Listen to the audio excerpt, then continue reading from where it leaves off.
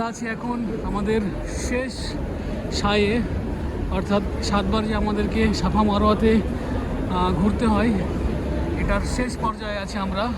সুবহানাল্লাহ, আল্লাহর রহমতে ভালোই ভালোই আমাদের উমরা শেষ হয়ে গেছে। একটু কিছুক্ষণের মধ্যে আমরা বেরিয়ে যাব। উমরা করার শেষ পর্ব বাকি আছে, সেটা হলো উমরা শেষ করার পরে প্রত্যেককে স্পেশালি ছেলেদেরকে মাথা নাড়া করতে হয়, তো সেই কাজটা বাকি আছে। এরপরে যেহেতু আমি এর আগের বার এসেছিলাম কিছুদিন আগেই, তো মাথার চুল আমার বড় হয়নি, যতটুকু ছাড়তে হয় হাদিস মোতাবেক ছেটে নেব, তারপরে আমাদের উমরা কাজ সম্পন্ন হবে।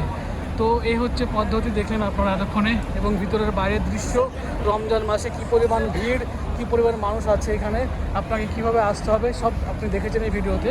তো স্পেশালি রমজান মাসে আসতে হলে আমি বলবো যে চেষ্টা করবেন ফজরের পর বেরিয়ে যেতে, তাহলে আপনি একটু আরামসে করতে পারবেন। আর যত আপনি দেরি করবেন তত মানুষের ভিড় বাড়তে থাকবে, স্পেশালি মাগরিবের পর তো প্রচণ্ড ভিড় হবে।